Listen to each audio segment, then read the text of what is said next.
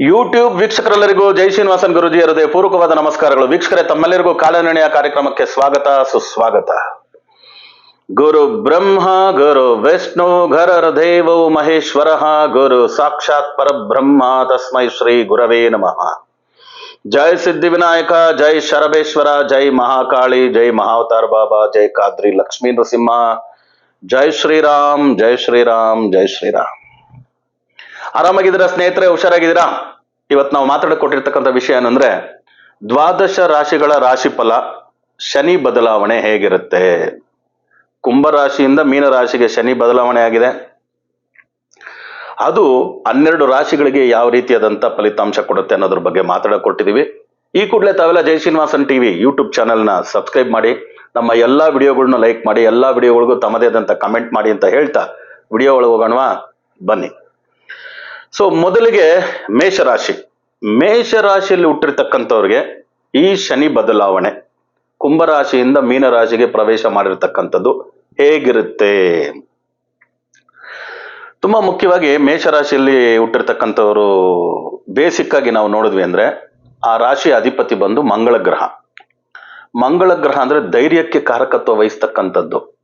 ಧೈರ್ಯ, ಸಾಹಸ, ವೀರ್ಯ, ವಿಜಯ, ಓಕೆ, ಎಲ್ಲದಕ್ಕೂ, ವೀರತ್ವಕ್ಕೆ, ಧೈರ್ಯತ್ವಕ್ಕೆ, ಎಲ್ಲದಕ್ಕೂ ಸಹ ಕಾರಕತ್ವ ವಹಿಸೋದು. ಇದು ಒಂದು ಫ್ಯಾಕ್ಟರ್ ಸಾಕು ಒಬ್ಬ ಮನುಷ್ಯ ಎಂತ ಕಷ್ಟದಿಂದ ಬೇಕಾದ್ರೂ ಹೊರ ಬಂದ್ಬಿಡೋದಕ್ಕೆ ಅಲ್ವಾ. ಯಾರೇ ಆಗ್ಲಿ, ಏನೇ ಸಂಕಟ ಬಂದ್ರೆ ನಾವು ಹೋಗಿ ಸಮಾಧಾನ ಮಾಡೋದು. ಅವ್ರಿಗೇನು ಹೇಳಿ, ಸಮಾಧಾನ ತಂದ್ಕೋ, ಧೈರ್ಯ ತಂದ್ಕೋ, ಸಮಾಧಾನ ತಂದ್ಕೋ, ಆಮೇಲೆ ಧೈರ್ಯ ತಂದ್ಕೋ ಅಂತ. ಸೊ ಧೈರ್ಯ ಅನ್ನೋದು ಅವ್ರ ಹುಟ್ಟಲ್ಲೇ ಬಂದ್ಬಿಟ್ಟಿರುತ್ತೆ, ಬ್ಲಡ್ ಅಲ್ಲೇ ಇರುತ್ತೆ. ಅದರಿಂದ ಕಾಮನ್ ಆಗಿ ಇವಾಗ ಏನಾಗಿದೆ ಅಂದ್ರೆ, 12ನೇ ಮನೆ ಇದ್ದ ತಕ್ಷಣ ಸಾಡೆ ಸತಿ ಸ್ಟಾರ್ಟ್ ಆಯ್ತು ಅಂತೇಳಿ ಫಸ್ಟ್ ಪಾಯಿಂಟ್ ಅಲ್ಲೇ ಕುಸ್ತೋಗ್ತಾರೆ. ಆ ಥರದ ಅಲ್ವೇ ಅಲ್ಲ, ಆ ಥರ ಯೋಚನೆನೇ ಮಾಡಕ್ ಹೋಗ್ಬೇಡಿ. 12ನೇ ಮನೆ ಅಂತ ಹೇಳ್ತಕ್ಕಂಥದ್ದು ವ್ಯಯಸ್ಥಾನ ಅಂತ ಜ್ಯೋತಿಷ್ಯ ಶಾಸ್ತ್ರದಲ್ಲಿ ಉಂಟು. ರಾಶಿಗೆ 12ನೇ ಮನೆ ವ್ಯಯಸ್ಥಾನ. ವ್ಯಯಸ್ಥಾನದಲ್ಲಿ ಶನಿ ಗ್ರಹ ಬಂದ್ರೆ, ಶನಿ ಯಾರು? ಕರ್ಮಕ್ಕೆ ಕಾರಕ, ಕೆಲಸಕ್ಕೆ ಇರ್ತಕ್ಕಂಥ ಗ್ರಹ. ಕೆಲಸಕ್ಕಿರ್ತಕ್ಕಂಥ ಗ್ರಹ ಶನಿ. ಕೆಲಸಕ್ಕಿರ್ತಕ್ಕಂಥ ಗ್ರಹ ಶನಿ ಅಂದ್ರೆ, ಕೆಲಸ ಅಂದ್ರೆ ಎಲ್ಲಾ ರೀತಿಯ ಕೆಲಸ, ಅದು ವ್ಯಾಪಾರದೊಳಗಡೆ ಬರುತ್ತೆ ಅಂತ ಇಟ್ಕೊಳ್ಳಿ, ಬಟ್ ಮಾಡ್ತಕ್ಕಂಥ ಕೆಲಸ ಕಾರ್ಯಗಳು, ಅದರಿಂದ ಬರತಕ್ಕಂಥ ಹಣ, ಓಕೆ, ಇದು. ಸೊ ಎಲ್ಲರಿಗೂ ಅಷ್ಟೇ ಅಲ್ವಾ, ಇಂಪಾರ್ಟೆಂಟ್ ಏನಂದ್ರೆ ಅವ್ರು ಮಾಡ್ತಿರ್ತಕ್ಕಂಥ ಕೆಲಸ, ಅದು ಯಾವ್ದು ಉದ್ಯೋಗನೋ ವ್ಯಾಪಾರನೋ ಏನ್ ಮಾಡ್ತಾರೋ ಅದು ಚೆನ್ನಾಗಿರ್ಬೇಕು, ಅದರಲ್ಲಿ ಹೆಚ್ಚಾಗಿ ಲಾಭ ಬರಬೇಕು ಅನ್ನೋದೊಂದಿರುತ್ತಲ್ಲ. ಆಮೇಲೆ ಅದರಲ್ಲಿ ಹೆಸರು ಗಳಿಸ್ಬೇಕು, ಅದರಲ್ಲಿ ಪ್ರಮೋಷನ್ಸ್ ನೋಡ್ಬೇಕು, ಸ್ಟೆಪ್ ಬೈ ಸ್ಟೆಪ್ ಮುಂದುವರಿಬೇಕು, ಇವೆಲ್ಲವೂ. ಕಾಮನ್ ಆಗಿ 12ನೇ ಮನೆ ಅನ್ನೋದು ವ್ಯಯಸ್ಥಾನ ಅಂದಿದ ತಕ್ಷಣ ಕೆಲಸಕ್ಕೆ ಕೂತ್ ಬಂದ್ಬಿಡುತ್ತೇನೋ, ಮಾಡ್ತಿರ್ತಕ್ಕಂಥ ಕೆಲಸದಲ್ಲಿ ಏನಾದ್ರು ಹೆಚ್ಚು ಕಮ್ಮಿಗಳಾಗ್ಬಿಡುತ್ತೇನೋ, ನಷ್ಟ ಆಗ್ಬಿಡುತ್ತೇನೋ ಅನ್ನೋ ಭಯನೇ ಮೇಷರಾಶಿಯವರಿಗೆ ರಾಶಿ ಫಲದಲ್ಲಿ ಎಲ್ಲಾರು ನೋಡ್ತಾ ಇದ್ದೀರಾ. ನಾನೊಂದು ಡಿಫ್ರೆಂಟ್ ಆಂಗಲ್ ಅಲ್ಲಿ ನಿಮ್ಗೆ ಇದನ್ನ ಹೇಳ್ಕೊಡ್ತೀನಿ ನೋಡಿ. ವ್ಯಯಸ್ಥಾನ ಅಂದ್ರೆ ಖರ್ಚು ಹೆಚ್ಚಾಗುತ್ತೆ ಅಂದ್ರೆ, ಖರ್ಚು ನಿಮ್ಗೆ ಹೆಚ್ಚಾಗಿ ಕೆಲಸದಲ್ಲಿ ಬಂದ್ಬಿಡ್ಬೋದು, ತೊಂದರೆ ಆಗ್ಬೋದು ಅನ್ನಂಗಿದ್ರೆ, ನಿಮ್ಗೆ ಹಣ ಬರದೆ ಖರ್ಚಲ್ಲಿಂದ ಮಾಡೋದಕ್ಕೆ ಸಾಧ್ಯ, ಹಣವೇ ಇಲ್ಲದೆ. ಆದ್ರಿಂದ ವ್ಯಯಸ್ಥಾನದಲ್ಲಿ ಈ ತರ ಶನಿಗ್ರಹ ಬಂದಾಗ ಒಳ್ಳೊಳ್ಳೆ ಖರ್ಚುಗಳನ್ನ ಮಾಡಬೇಕು, ಒಳ್ಳೊಳ್ಳೆ ಖರ್ಚುಗಳನ್ನ ಮಾಡಬೇಕು. ಅದ್ ಯಾವತ್ತಿದ್ರು ಅಪ್ರಿಸಿಯೇಷನ್ ಕೊಡ್ತಕ್ಕಂಥ ಖರ್ಚುಗಳನ್ನ ಮಾಡಬೇಕು. ಆ ತರ ಮಾಡಿದಾಗ ಮೇಷರಾಶಿಯವರಿಗೆ ಚೆನ್ನಾಗಿರುತ್ತೆ. ಇಲ್ಲಂದ್ರೆ ಸ್ವಲ್ಪ ತೊಂದರೆಗೊಳಗಾಗ್ತಾರೆ ಅಷ್ಟೇ. ಅದು ಪ್ಲಸ್ ಪಾಯಿಂಟ್ಸ್ ಏನು, ಮೈನಸ್ ಪಾಯಿಂಟ್ಸ್ ಏನು ನಾವು ನೋಡ್ಬಿಡೋಣ. ಸೊ ಶನಿಗ್ರಹ ಅಂದಿದ ತಕ್ಷಣ ಕರ್ಮಕ್ಕೆ ಕಾರಕ. ಅವನಿವಾಗ ಬಂದಿರೋದು ಯಾರ ಮನೆಗೆ? ಮೀನರಾಶಿಗೆ. ಮೀನ ಅನ್ನೋದು ಗುರು, ಧರ್ಮಕ್ಕೆ ಕಾರಕ. ಶನಿ ಬಂದು ಮೀನರಾಶಿಯಲ್ಲಿ ಇದ್ದಾನೆ ಅಂದ್ರೆ ಧರ್ಮ ಕರ್ಮಾಧಿಪತಿ ಯೋಗ ಅಲ್ಪ ಸ್ವಲ್ಪ ಏನು, ಆಲ್ಮೋಸ್ಟ್ ಇದ್ದಂಗೆನೆ ಲೆಕ್ಕ. ಆಗ ಇದಕ್ಕೂ ಮುಂಚೆ ಮೇಷರಾಶಿಯವರು ಸ್ವಲ್ಪ ಹಾಗೆ ಹೀಗೆ ಏನಾದ್ರೂ ಕೆಲಸ ಮಾಡ್ತಿರತಕ್ಕಂಥ ಅಭ್ಯಾಸಗಳಿದ್ರೆ ಸ್ವಲ್ಪ ಕಡಿಮೆ ಮಾಡ್ಕೊಂಬಿಡಿ. ಬೇಡಪ್ಪ, ಶನಿ ಬಂದು 12ನೇ ಮನೇಲಿ ಕುಳ್ತಿದ್ದಾನೆ, ಸ್ವಲ್ಪ ಮೊದಲೆಲ್ಲ ಧೈರ್ಯವಾಗಿ ಏನ್ ಬೇಕಾದ್ರೂ ಮಾಡ್ಬಿಟ್ರಿ, ಓಕೆ, ನಡೆಯುತ್ತೆ. ಕೆಲವೊಮ್ಮೆ ನಾವ್ ಹೇಳ್ತೀವಲ್ಲ, ಟೈಮ್ ನೋಡ್ಕೋಬೇಕು, every day is not Sunday ಅಂತ, ಅಷ್ಟೇ. ಅದೊಂದು ಕಾಶನ್ ಮಾತ್ರ ಮೇಷರಾಶಿಯವರು ಇಟ್ಕೊಂಡ್ರೆ ಸಾಕು. ಧರ್ಮ ಕರ್ಮಾಧಿಪತಿ ಯೋಗ ಅನ್ನೋದು ಬಂದಿರೋದ್ರಿಂದ ಧರ್ಮವಾಗಿ ನಿಮ್ಮ ಕರ್ಮವನ್ನ ಎಷ್ಟಾಗುತ್ತೋ ಅಷ್ಟು ಡಿವಿಯೇಷನ್, ಇವಾಗ ಎಲ್ಲರೂ ಇರುತ್ತೆ, ಒಂದು 10%, 20%, 30% ಅವ್ರವ್ರು ಮಾಡ್ತಕ್ಕಂಥ ಕೆಲಸದ ಒಂದು ಡಿವಿಯೇಷನ್ ಮಾಡೋ ಚಾನ್ಸಸ್ ಉಂಟು. ಹಾಗೆ ಹೀಗೆ ಮಾಡೋದುಂಟು. ಇದನ್ನ ಬೇಕಾದ್ರೆ ಇನ್ ಸ್ವಲ್ಪ ಕಡಿಮೆ ಮಾಡ್ಕೊಳ್ಳಿ, 30% ವರ್ಗೂ ಓಕೆ. ಅದು ಬಿಟ್ಬಿಟ್ಟು ಇವತ್ತು ಈ ಟೈಮಲ್ಲಿ ಹೋಗ್ಬಿಟ್ಟು ನೀವು 40%, 50% ಏನೋ ಡಿವಿಯೇಷನ್ ಮಾಡಕ್ ಹೋದ್ರೆ ಅಂದ್ರೆ ಸಿಕ್ಕಾಕೊಳ್ತೀರಾ. ಅದು ಯಾರೇ ಆಗ್ಬೋದು. ಈಗ ಮೊದಲಿಗೆ ಸ್ಟೂಡೆಂಟ್ಸ್ಗೆ ಆಗಿರುತ್ತೆ, ಫಸ್ಟ್ ನಾವು ಮೇನ್ ಸ್ಟೂಡೆಂಟ್ಸ್ ತಾನೇ ನೋಡೋಣ. ಸ್ಟೂಡೆಂಟ್ಸ್ಗೆ 12ನೇ ಮನೆಯಲ್ಲಿ ಶನಿಗ್ರಹ ಬಂದಿರೋದ್ರಿಂದ, ಶನಿಗ್ರಹ ಕರ್ಮಕ್ಕೆ ಕಾರಕ ಅಂದ್ವಿ. ಮೀನರಾಶಿ ಅನ್ನೋದು ಧರ್ಮದ ಗ್ರಹದ ಸ್ಥಳ ಅದು. ಅದರಿಂದ ನೀವು ಓದ್ತಕ್ಕಂಥ ಕಾಲೇಜು ಇವೆಲ್ಲ ಕೂಡ ನೀರಿನ ಮನೆಯಲ್ಲಿ ಶನಿ ಬಂದಿರೋದು. ಮೀನರಾಶಿ ಬಂದು ಜಲತತ್ವ, ನೀರಿನ ಮನೆಯಲ್ಲಿ ಶನಿ ಬಂದಿರೋದ್ರಿಂದ ನಿಮ್ಗೆ ಏನಾಗ್ಬೋದು, ನೀವು ಓದ್ತಕ್ಕಂಥ ಸ್ಥಳಗಳ ಬದಲಾವಣೆ ಆಗ್ಬೋದು, ಸ್ಕೂಲು ಕಾಲೇಜುಗಳು ಬದಲಾವಣೆ ಆಗ್ಬೋದು. ಅದ್ರಲ್ಲಿ ಸ್ವಲ್ಪ ಎಕ್ಸ್ಪೆನ್ಸಿವ್. ಇವಾಗ ನೀವೊಂದು 50,000 ಫೀಸ್ ಕಟ್ಟತಕ್ಕಂಥ ಕಾಲೇಜಲ್ಲಿ ಇದ್ರು ಅಂತ ಇಟ್ಕೊಳ್ಳಿ ಸ್ಟೂಡೆಂಟ್ಸ್, ಅವ್ರಿಗೆ 1,00,000 ಫೀಸ್ ಕಟ್ಟತರನೋ 75,000 ಸ್ವಲ್ಪ ಹೈಕ್ ಆಗಿ ಫೀಸ್ ಖರ್ಚು ಬರ್ಬೋದು. ತಂದೆ ತಾಯಿಗಳು ಅದನ್ನ ಸ್ವಲ್ಪ ನೋಡ್ಕೊಂಡು ಮೇಷರಾಶಿಯಲ್ಲಿ ಹುಟ್ಟಿರ್ತಕ್ಕಂಥ ಮಕ್ಕಳು ಕಾಲೇಜು ಸ್ಕೂಲು ಬದಲಾವಣೆಗಳೆಲ್ಲ ಮಾಡ್ಬೇಕು ಅಂದ್ರೆ ಧಾರಾಳವಾಗಿ ಮಾಡಿ. ಬೇಡ ಸ್ವಲ್ಪ ಫೀಸ್ ಸ್ಟ್ರಕ್ಚರ್ ಇಲ್ಲಿ ಇದೆ ಅಲ್ಲಿ ಸ್ವಲ್ಪ ಜಾಸ್ತಿ ಆಗುತ್ತೆ ಅಂತಲ್ಲ, ಒಂದ್ ಸ್ವಲ್ಪ ಬದಲಾವಣೆ ಆದ್ರೆ ಅವ್ರಿಗೆ ಒಳ್ಳೇದು. ಆಗ ಅವ್ರಿಗೆ ಒಳ್ಳೇದಾಗುತ್ತೆ. ಸೊ ಎಜುಕೇಶನ್ ಏನು ಪ್ರಾಬ್ಲಮ್ ಬರಲ್ಲ. ಎಜುಕೇಶನ್ ಆಯ್ತಾ. ಇನ್ನ ಕೆಲಸ ಕಾರ್ಯ ಅಂದ್ರೆ ಬರೀ ಉದ್ಯೋಗ, ಜಸ್ಟ್ ಉದ್ಯೋಗ, ಅದು ಪ್ರೈವೇಟ್ ಸೆಕ್ಟರ್ ಅವ್ರಿಗೆ, ಆಮೇಲೆ ಗೌರ್ಮೆಂಟ್ ಸೆಕ್ಟರ್ ಅವ್ರಿಗೆ. ಉದ್ಯೋಗ ಯಾವ್ದು ಬೇಕಾದ್ರೂ ಆಗ್ಬೋದು. ಒಂದು ಕಾನ್ಸ್ಟೇಬಲ್ ಟು ಕಮಿಷನರ್, ಇಲ್ಲ ಸಾಧಾರಣವಾದಂತ ಒಂದು ಪ್ರೈವೇಟ್ ಸೆಕ್ಟರ್ ಅಲ್ಲಿ ಒಂದು ಆಫೀಸ್ ಬಾಯ್ ಇಂದ ಹಿಡಿದು CEO ವರೆಗೂ ನೀವು ಎಲ್ಲಿಂದ ಬೇಕಾದ್ರೂ ತಗೊಳ್ಳಿ. ಅವ್ರೆಲ್ಲರಿಗೂ ತಗೊಂಡ್ರಿ ಅಂತ ಹೇಳಿದ್ರೆ ಪ್ರೈವೇಟ್ ಸೆಕ್ಟರ್ ಅಲ್ಲಿ ಇರೋರಿಗೆ ಸ್ವಲ್ಪ ತೊಂದರೆಗಳು ಕಡಿಮೆ. ಸ್ವಲ್ಪ ಗೌರ್ಮೆಂಟ್ ಸೆಕ್ಟರ್ ಅಲ್ಲಿ ಕೆಲಸ ಮಾಡ್ತಿರ್ತಕ್ಕಂಥವ್ರಿಗೆ ಸ್ವಲ್ಪ ಸ್ಟ್ರಿಕ್ಟ್ ಆದಂತ ನೋಟಿಸಸ್, ಸ್ಟ್ರಿಕ್ಟ್ ಆದಂತ ಏನಾದ್ರು ಒಂದು ಇಶ್ಯೂಗಳು ಬರ್ಬೋದು. ಒಂದ್ ಸ್ವಲ್ಪ ಥ್ರೆಟನಿಂಗ್ ತರ ಕೆಲವು ವಿಷಯಗಳು ಏನಾದ್ರು ಬರ್ಬೋದು. ಏನಂದ್ರೆ ಒಂದು ನೋಟಿಸ್ ಕೊಡೋದು, ಒಂದೇನಾದ್ರು ಒಂದು ಅವ್ರ ಮೇಲೆ ಒಂದು ಅಲಿಗೇಷನ್ ಹಾಕೋದು, ಆ ತರದ್ದು ಗೌರ್ಮೆಂಟ್ ಸೆಕ್ಟರ್ ಇರೋರಿಗೆ ಬರೋದಕ್ಕೆ ಚಾನ್ಸಸ್ ಉಂಟು. ಅದೇ ಪ್ರೈವೇಟ್ ಸೆಕ್ಟರ್ ಅವ್ರಿಗೆ ಆ ತರ ತೊಂದರೆಗಳು ಇಲ್ಲ. ಪ್ರೈವೇಟ್ ಸೆಕ್ಟರ್ ಅವ್ರಿಗೆ ಆ ತರ ತೊಂದರೆ ಇಲ್ಲ. ಅವ್ರಿಗೂ ಕೆಲಸ ಬದಲಾವಣೆಗಳು ಉಂಟು. ಮೇಷರಾಶಿಯಲ್ಲಿ ಹುಟ್ಟಿರ್ತಕ್ಕಂಥ ಗೌರ್ಮೆಂಟ್ ಸೆಕ್ಟರ್ ಸರಿ, ಪ್ರೈವೇಟ್ ಸೆಕ್ಟರ್ ಸರಿ, ಇಬ್ರಿಗೂ ಕೂಡ ಟ್ರಾನ್ಸ್ಫರ್ಸ್ ಸ್ವಲ್ಪ ಬದಲಾವಣೆಗಳಾಗೋ ಚಾನ್ಸಸ್ ಉಂಟು. ನೀವು ಡಿವಿಯೇಷನ್ಸ್ ಸ್ವಲ್ಪ ಕಡಿಮೆ ಮಾಡ್ಕೊಂಡಿದ್ರಿ ಅಂದ್ರೆ ಕೆಲಸದಲ್ಲಿ ಪ್ರಮೋಷನ್ ಬಂದು ಪಾಸಿಟಿವ್ ಆಗಿರುತ್ತದೆ. ಇಲ್ಲಾಂದ್ರೆ ಸ್ವಲ್ಪ ನೋಟಿಸಸ್ ಇದೆಲ್ಲಾನು ಗೌರ್ಮೆಂಟ್ ಸೆಕ್ಟರ್ ಜಾಸ್ತಿ ಬರ್ಬೋದು, ಪ್ರೈವೇಟ್ ಸೆಕ್ಟರ್ ಅವ್ರಿಗಿಲ್ಲ. ಇದರಲ್ಲಿ ಹೊರದೇಶಕ್ಕೆಲ್ಲ ಹೋಗಿ ಕೆಲಸ ಮಾಡೋದು ಬರಬೇಕು ಅಂತ ಹೇಳ್ತಕ್ಕಂಥ ಪ್ರೈವೇಟ್ ಸೆಕ್ಟರ್ ಅಲ್ಲಿ ಕೆಲಸ ಮಾಡ್ತಿರ್ತಕ್ಕಂಥವ್ರಿಗೆಲ್ಲ ಒಳ್ಳೆ ಯೋಗನ. ಯಾಕಂದ್ರೆ ನೀರಿನ ಮನೇಲಿ ಶನಿ ಬಂದಿರೋದ್ರಿಂದ ಇವ್ರ ಕೆಲಸದಲ್ಲಿ ಬದಲಾವಣೆಗಳು ಬರ್ಬೋದು. ಹೊರದೇಶದಲ್ಲಿ ಹೋಗಿ ಇಲ್ಲ ಹೊರ ರಾಜ್ಯದಲ್ಲಿ ಹೋಗಿ ಕೆಲಸ ಮಾಡ್ತಕ್ಕಂಥ ಯೋಗ ಬರ್ಬೋದು. ಒಂದು ಸಣ್ಣ ಟ್ರಾನ್ಸ್ಫರ್ ಜೊತೆಗೆ ಒಂದು ಒಳ್ಳೆ ಪ್ರಮೋಷನ್ ಕೂಡ ಸಿಗ್ತಕ್ಕಂಥ ಚಾನ್ಸಸ್ ಮೇಷರಾಶಿಯವ್ರಿಗಿದೆ ಅಂದ್ರೆ ತಪ್ಪಾಗಲ್ಲ. ಸೊ ಓದಾಯ್ತು, ಉದ್ಯೋಗ ಆಯ್ತು, ಪ್ರೈವೇಟ್ ಸೆಕ್ಟರ್ ಗೌರ್ಮೆಂಟ್ ಸೆಕ್ಟರ್ಗೆಲ್ಲ ನೋಡಿದ್ವಿ.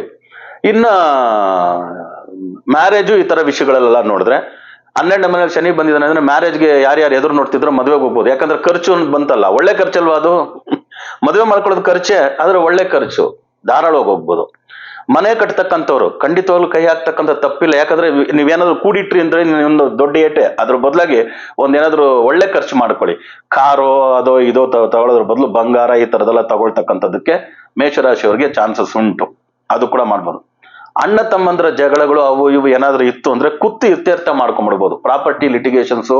ಯಾಕಂದ್ರೆ ಮೇಷರಾಶಿ ಮಂಗಳ ಗ್ರಹದ ಮನೆ, ಮೀನರಾಶಿ ಗುರುಗ್ರಹದ ಮನೆ.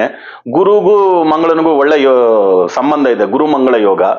ಶನಿ ಮತ್ತೆ ಗುರು ಮನೇಲಿ ಇರೋದ್ರಿಂದ ಧರ್ಮ ಕರ್ಮಾಧಿಪತಿ ಯೋಗ. ಅದರಿಂದ ಈ 2.5 ವರ್ಷ ಮೇಷರಾಶಿಗೆ ಶನಿ 12ನೇ ಮನೆಯಲ್ಲಿ ಮೀನರಾಶಿಯಲ್ಲಿ ಇರ್ತಾನೆ. ಆಗ 2.5 ವರ್ಷದಲ್ಲಿ ಪ್ರಾಪರ್ಟಿ ಲಿಟಿಗೇಷನ್, ಅಣ್ಣ ತಮ್ಮಂದ್ರ ಜೊತೆ ಜಗಳ, ಆ ತರದೆಲ್ಲ ಏನಾದ್ರೂ ಜಗಳಗಳು ತಕರಾರಿದ್ರೆ ಕುಳಿತು ಮಾತಾಡಿ ಇತ್ಯರ್ಥಗಳನ್ನ ಮಾಡ್ಕೊಂಡ್ ಬಿಡ್ಬೋದು. ಪ್ರಾಪರ್ಟಿ ಎಲ್ಲ ಪರ್ಚೇಸ್ ಮಾಡ್ತಕ್ಕಂಥದಕ್ಕೆಲ್ಲ ಚಾನ್ಸಸ್ ಉಂಟು. ಶುಭ ಖರ್ಚುಗಳನ್ನ ಮಾಡಿ ಅಪ್ರಿಸಿಯೇಷನ್ ಬರ್ತಕ್ಕಂಥ ವಸ್ತುಗಳನ್ನ ತಗೊಳ್ಳಿ. ಬೆಳ್ಳಿ, ಬಂಗಾರ, ವಜ್ರ, ಭೂಮಿ ಇದೆ ನಿಮ್ಗೆ ಅಪ್ರಿಸಿಯೇಷನ್. ಇನ್ನು ಮಿಕ್ಕಿದು ಕಾರ್ ಅಂತೆ ಅದಂತೆ ಇದಂತೆ ಇವೆಲ್ಲ ತಗೊಂಡ್ರಿ ಅಂದ್ರೆ ಸ್ವಲ್ಪ ಕಷ್ಟವೇ. ಸೊ ಇನ್ನ ಗಂಡ ಹೆಂಡತಿಯ ದಾಂಪತ್ಯ ಅಂತ ನೋಡಿದಾಗ ಹೇಗಿರುತ್ತೆ? ಗಂಡ ಹೆಂಡತಿಯ ದಾಂಪತ್ಯ ಏನು ಅಂತ ಓಹೋ ಬಿರುಕಲ್ಲ ಬಿಟ್ಬಿಡಲ್ಲ ಮೇಷರಾಶಿಯಲ್ಲಿ ಹುಟ್ಟರವ್ರಿಗೆ. ಓಕೆ, ನಾರ್ಮಲ್ ಪ್ರಾಬ್ಲಮೇ, ಅಬ್ನಾರ್ಮಲ್ ಪ್ರಾಬ್ಲಮ್ಸ್ ಇಲ್ಲ. ಗಂಡ ಹೆಂಡತಿರ ಜಗಳಗಳೆಲ್ಲ ಅಷ್ಟಕ್ಕಷ್ಟಕ್ಕೆ ಇರುತ್ತೆ. ಇನ್ನ ಮದುವೆ ವಿಷಯದಲ್ಲಿ ಅಂತ ನೋಡಿದ್ರೆ ಧಾರಾಳವಾಗಿ ಮದುವೆಗೆ ಹೋಗಬಹುದು, ತಪ್ಪೇ ಇಲ್ಲ. ಒಳ್ಳೆ ನಿಮ್ಗೆ ಜಾತಕ ಕೂಡಿ ಬಂತು, ಒಳ್ಳೆ ನಂಬರ್ ಅಲ್ಲಿ ಹುಟ್ಟರು ನಿಮ್ಗೆ ಸಿಕ್ಕಿದ್ರು, ನಿಮ್ಗೆ ಸೂಕ್ತವಾದಂತ ನಂಬರ್ ಅಲ್ಲಿ ಹುಟ್ಟರು ಸಿಕ್ಕಿದ್ರು ಧಾರಾಳವಾಗಿ ನೀವು ಅವ್ರನ್ನ ಮದುವೆ ಮಾಡ್ಕೋಬಹುದು, ತೊಂದರೆ ಇಲ್ಲ. ಇನ್ನ ಹೆಲ್ತ್ ವಿಷಯಕ್ಕೆ, ಇನ್ನು ಫೈನಾನ್ಸ್ ವಿಷಯ, ಫೈನಾನ್ಸ್ ಹೇಳಿದ್ದೀನಿ, ಫಿನಾನ್ಸ್ ಎಲ್ಲ ಏನು ಪ್ರಾಬ್ಲಮ್ ಇಲ್ಲ ಅಂತ, ಮೇಜರ್ ಯಾವ್ದು ಇಶ್ಯೂ ಆಗಲ್ಲ.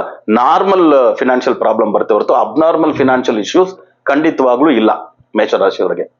ಫಿನಾನ್ಸ್ ಆಯ್ತು. ಇನ್ನ ಫೈನಲ್ ಆಗಿರೋದು ಹೆಲ್ತ್ ವಿಷಯದಲ್ಲಿ ನೋಡಿ ಸ್ವಲ್ಪ ಏರುಪೇರ್ ಆಗ್ಬೋದು.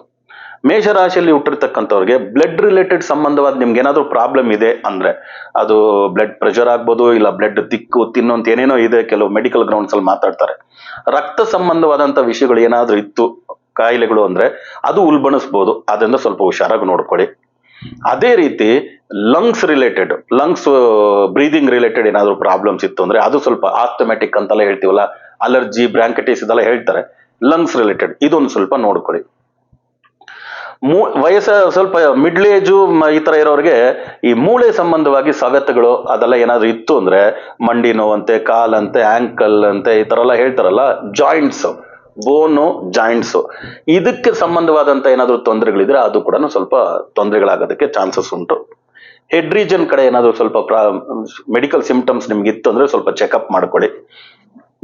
ವೆಹಿಕಲ್ ಆಕ್ಸಿಡೆಂಟ್ಸ್ ಲಾಂಗ್ ಜರ್ನಿಗಳಲ್ಲಿ 2 ವೀಲರ್ 4 ವೀಲರ್ ಇದ್ರಲ್ಲಿ ಆಗೋ ಸಾಧ್ಯತೆ ಇರೋದ್ರಿಂದ ಏನಾದ್ರೂ ಒಂದು ಸರ್ಜರಿ, ಈ 2.5 ವರ್ಷ ಶನಿ ನಿಮಗೆ 12ನೇ ಮನೇಲಿ ಇರೋದ್ರಿಂದ ಒಂದು ಸರ್ಜರಿ ಏರ್ಪಡೋದಕ್ಕೆ ಚಾನ್ಸಸ್ ಉಂಟು. ಅದಕ್ಕೇನಾದ್ರೂ ಸಣ್ಣ ಸಿಂಪ್ಟಮ್ಸ್ ಮೊದಲೇ ಇತ್ತಂದ್ರೆ ಅದು ಯಾವ್ದೋ ಮಾಡ್ಕೋಬೇಕು ಅಂತ ಇತ್ತು ಅಂದ್ರೆ ಅದನ್ನ ಸಣ್ಣದಾಗಿದ್ರೆ ಮಾಡ್ಕೊಂಡ್ಬಿಡಿ ಸರ್ಜರಿನ, ಪ್ರೊಲಾಂಗ್ ಎಲ್ಲ ಮಾಡಕ್ ಹೋಗ್ಬಿಡಿ, ಅದು ಸ್ವಲ್ಪ ದೊಡ್ಡದಾಗೋದಕ್ಕೂ ಚಾನ್ಸಸ್ ಉಂಟು. 2 ವೀಲರ್ 4 ವೀಲರ್ ಈ ತರದ್ರೆಲ್ಲ ಓಡಾಡುವಾಗ ಸ್ವಲ್ಪ ಹುಷಾರಾಗಿರಿ. ಬ್ಲಡ್ ಶೆಡ್ ಆಕ್ಸಿಡೆಂಟ್ ಮೂಲಕ, ಅಪಘಾತದ ಮೂಲಕ ಆಗೋ ಚಾನ್ಸಸ್ ಸ್ವಲ್ಪ ಉಂಟು. ಸೊ ಆಲ್ಮೋಸ್ಟ್ ಮೇಷರಾಶಿಯವರಿಗೆ 12ನೇ ಮನೆಯಲ್ಲಿ ಶನಿ, 7.5 ಅಂತ ಅಷ್ಟೆಲ್ಲ ಭಯ ಪಡದೆ ಎಷ್ಟು ಸಿಂಪಲ್ ಆಗಿರ್ತಕ್ಕಂಥ ಒಂದು ಪ್ರಿಡಿಕ್ಷನ್ ಇದು. ಓಕೆ, ಎಷ್ಟು ಸಿಂಪಲ್ ಆಗಿರ್ತಕ್ಕಂಥ ಪ್ರಿಡಿಕ್ಷನ್. ಇಲ್ಲಿ ಏನಾದ್ರೂ ಒಂದ್ ಸ್ವಲ್ಪ ನೆಗೆಟಿವ್ ಪಾಯಿಂಟ್ಸ್ ಅಂತ ನಾನು ನಿಮ್ಗೆ ಹೇಳಿದಿದ್ರೆ ಹೆಲ್ತ್ ರಿಲೇಟೆಡ್ ಹುಷಾರಾಗಿರಿ ಅಂತ. ಯಾವತ್ತಷ್ಟೇ ಜರ್ನಿಯಲ್ಲಿ ಆಕ್ಸಿಡೆಂಟ್ ಆಗೋದು ಹೆಚ್ಚು ಚಾನ್ಸಸ್ ಅನ್ನೋದ್ರಿಂದ ನಾವು ಸ್ಪೀಡ್ ಕಿಲ್ಸ್ ಅನ್ನೋದು ಗೊತ್ತಿದೆ ನಮ್ಗೆ. ಅದರಿಂದ speed thrills but it kills. ಅದರಿಂದ ಯಾವತ್ತು ಸ್ಪೀಡ್ ಅನ್ನೋದು ಬೇಕಾಗಿಲ್ಲ, ನಿಧಾನವೇ ಪ್ರಧಾನ ಅನ್ನೋ ಹೇಳ್ತಕ್ಕಂಥ ಜರ್ನಿಯನ್ನ ನಿಮ್ಮ 2 ವೀಲರ್ 4 ವೀಲರ್ ಬಳಸಿದ್ರೆ ಚೆನ್ನಾಗಾಗ್ಬಿಡ್ತೀರಿ. ಅದೇ ಜೊತೆಗೆ ಹೆಲ್ತ್ ರಿಲೇಟೆಡ್ ಏನಾದ್ರು ಸಿಂಪ್ಟಮ್ಸ್ ನಿಮ್ಗೆ ಇತ್ತು ಅಂದ್ರೆ ಅದನ್ನ ಸರಿಪಡಿಸ್ಕೊಂಡ್ಬಿಟ್ರೆ ಸಾಕು. ಓಕೆ, ಇದೆಲ್ಲ ಒಳ್ಳೇದು. ಇದಕ್ಕೆ ನಾವ್ ಏನ್ ಮಾಡಬಹುದು? ಏನಾದ್ರೂ ಒಂದು ರೆಮಿಡಿ, ಕಾಮನ್ ರೆಮಿಡಿ ಪ್ರತಿಯೊಬ್ಬರಿಗೂ ಅಷ್ಟೇ. ಪಂಚಭೂತದ ಶಿವಲಿಂಗಗಳು ನೀವು ಕೇಳಿರ್ತೀರಿ. ಓಕೆ, 2.5 ವರ್ಷ ಸಮಯ ಇರೋದ್ರಿಂದ ಈ ಪಂಚಭೂತ ಶಿವಲಿಂಗಗಳನ್ನ ದರ್ಶನ ಮಾಡಿ. ಒಂದೇ ದಿನದಲ್ಲಿ 2 ದಿನದಲ್ಲಿ ಕೂಡ ದರ್ಶನ ಮಾಡ್ಬೋದು. ಯಾವ್ದಾದ್ರು ಒಂದು ಒಳ್ಳೆ 4 ವೀಲರ್, ಯಾರಾದ್ರೂ ಭರ್ಜರಿ 4 ವೀಲರ್ ಇಟ್ಕೊಂಡಿದ್ರೆ ಆಗುತ್ತೆ. ಓಕೆ, ಇಲ್ಲ ಅಂದ್ರೆ ನೀವು 1 ತಿಂಗಳಿಗೆ 1 ಪಂಚಭೂತ ಶಿವಲಿಂಗಗಳು ಅಂತೂ ಕೂಡ ಆರ್ಡಿನರಿ ಆಗಿ ಬಸ್ಸಲ್ಲಿ ಟ್ರಾವೆಲ್ ಮಾಡ್ಕೊಂಡು ಮಾಡೋದಕ್ಕಂಥದಕ್ಕೂ ಚಾನ್ಸಸ್ ಉಂಟು. ಸೊ ಅದ್ರಲ್ಲಿ ತುಂಬಾ ಮುಖ್ಯವಾಗಿ ಅಗ್ನಿ ತತ್ವದ ಶಿವಲಿಂಗ ಅರುಣಾಚಲೇಶ್ವರ, ತಿರುವಣ್ಣಾಮಲೆ ಅರುಣಾಚಲೇಶ್ವರ ದರ್ಶನ ಮಾಡಿ. ಸಾಧ್ಯವಾದ್ರೆ ಗಿರಿವಲನು ಆಗಾಗ ಮಾಡ್ಕೊಳ್ಳಿ. 2.5 ವರ್ಷದಲ್ಲಿ 1 ತಿಂಗಳಿಗೆ 2-3 ತಿಂಗಳಿಗೆ ಒಂದ್ಸತಿ ಆದ್ರೂ ಒಂದು ಗಿರಿವಲ ಅಮಾವಾಸ್ಯೆ ದಿನಾನೇ ಮಾಡ್ತಕ್ಕಂಥದ್ದು. ಇನ್ನೂ ಎಲ್ಲರೂ ಪೌರ್ಣಮಿ ದಿನ ಮಾಡ್ತಾರೆ, ಅಮಾವಾಸ್ಯೆ ದಿನ ಮಾಡಿ. ಶನಿಗ್ರಹದ ಏನೇ ಒಂದು ನೆಗೆಟಿವಿಟಿ ಇದ್ರೆ ಸರಿ ಹೋಗುತ್ತೆ. ಅದು ಬಿಟ್ಟು ಜಲತತ್ವದ ಶಿವಲಿಂಗ ದರ್ಶನಕ್ಕೆ ತಿರುವಣೆಕಾವಲ್ ಜಂಬುಕೇಶ್ವರ, ಅಲ್ಲಿಂದ ತಿರುವಣ್ಣಾಮಲೆಯಿಂದ ಸ್ವಲ್ಪ ದೂರನೇ, ಅಲ್ಲಿಂದ ಹತ್ರನೇ. ಅಲ್ಲಿಂದ ಇನ್ ಸ್ವಲ್ಪ ಮುಂದೆ ಹೋದ್ರೆ ಅಂದ್ರೆ ಆಕಾಶ ತತ್ವದ ಶಿವಲಿಂಗ ಬಂದು ಚಿದಂಬರ ನಟರಾಜ. ವಾಯು ತತ್ವದ ಶಿವಲಿಂಗ ಕಾಳಹಸ್ತೀಶ್ವರ ಗೊತ್ತಲ್ಲ, ತಿರುಪತಿ ಪಕ್ಕದಲ್ಲೇ ಇದೆ. ಆಮೇಲೆ ಅಲ್ಲಿಂದ ಸ್ವಲ್ಪ ಮುಂಚೆ ಬಂದ್ರೆ ಅಂದ್ರೆ ಪೃಥ್ವಿ ತತ್ವ ಕಂಚಿಯಲ್ಲಿ ಏಕಾಂಬರೇಶ್ವರ ಪೃಥ್ವಿ ತತ್ವದ ಶಿವಲಿಂಗ. ಈ 5 ಒಂದೇ ದಿನದಲ್ಲೂ ದರ್ಶನ ಮಾಡಬಹುದು, ತಿಂಗಳಿಗೊಂದ್ಸತಿ ದರ್ಶನ ಮಾಡಿಕೊಂಡ್ರು ಸಾಕು. ಸೊ ಈ ಪಂಚಭೂತದ ಶಿವಲಿಂಗದ ದರ್ಶನವನ್ನ ಮಾಡಿದ್ರೆ ಪೃಥ್ವಿ, ಜಲ, ಅಗ್ನಿ, ವಾಯು, ಆಕಾಶ ತತ್ವ ಪಂಚಭೂತ ಶಿವಲಿಂಗಗಳು ಭಾರಿ ಪವರ್ಫುಲ್ ಆದಂಥದ್ದು. ಎಲ್ಲಾ ರಾಶಿಯವರು ಹೋಗಿ ದರ್ಶನ ಮಾಡ್ಕೊಂಡು ಬಂದ್ರೆ ಈ ಶನಿಗ್ರಹದ ಪ್ರಭಾವ ಕಡಿಮೆ ಆಗುತ್ತೆ, ನಿಮ್ಗೆ ಒಳ್ಳೊಳ್ಳೆ ಫಲಿತಾಂಶಗಳು ಸಿಗುತ್ತೆ. ಈ 5 ತತ್ವದ ಪಂಚಭೂತ ಶಿವಲಿಂಗಗಳನ್ನ ದರ್ಶನ ಮಾಡೋದ್ರ ಜೊತೆಗೆ ಅಗ್ನಿ ತತ್ವದ ಶಿವಲಿಂಗವಾದಂತ ತಿರುವಣ್ಣಾಮಲೆ ಅರುಣಾಚಲೇಶ್ವರನ ಅಮಾವಾಸ್ಯೆ ದಿನ ನೀವು 2-3 ತಿಂಗಳಿಗೆ ಒಂದ್ಸತಿ ಆದ್ರೂ ಹೋಗ್ಬೋದು, 4-5 ತಿಂಗಳಿಗೆ ಒಂದ್ಸತಿ ಆದ್ರೂ ಹೋಗ್ಬೋದು. 2.5 ವರ್ಷದಲ್ಲಿ ಎಷ್ಟು ಸರಿ ಆಗುತ್ತೋ ಅಷ್ಟು ಸರಿ ಹೋಗಿ ಗಿರಿವಲ ಬರೋದ್ರಿಂದ ನಿಮಗಿರ್ತಕ್ಕಂಥ ಏನೇ ಸಮಸ್ಯೆ ಇದ್ರೂ ಕೂಡ ಸರಿ ಹೋಗುತ್ತೆ. ಸರಿನಾ? ಮಾಡ್ಕೊಳ್ಳಿ, ಎಲ್ರಿಗೂ ಒಳ್ಳೇದಾಗ್ಲಿ ಅಂತ ಹೇಳ್ತಾ ಮತ್ತೆ ಮುಂದಿನ ಸಂಚಿಕೆಗಳಲ್ಲಿ ತಮ್ಮನ್ನು ಭೇಟಿ ಮಾಡ್ತೀನಿ. ಅಲ್ಲಿವರೆಗೂ ಆರಾಮಾಗಿರಿ, ಹುಷಾರಾಗಿರಿ ಅಂತ ಹೇಳ್ತಾ ತಮ್ಮಿಂದ ಬಿಡುಗಡೆ ತಗೊಳ್ತಿರೋದು ತಮ್ಮೆಲ್ಲರ ಜಯ ಶ್ರೀನಿವಾಸನ್ ಗುರುಜಿ. ಲೋಕ ಸಮಸ್ತ ಸುಖಿನೋ ಭವಂತು, ಸರ್ವೇ ಜನ ಸುಖಿನೋ ಭವಂತು, ವಸುದೈವ ಕುಟುಂಬಕಂ.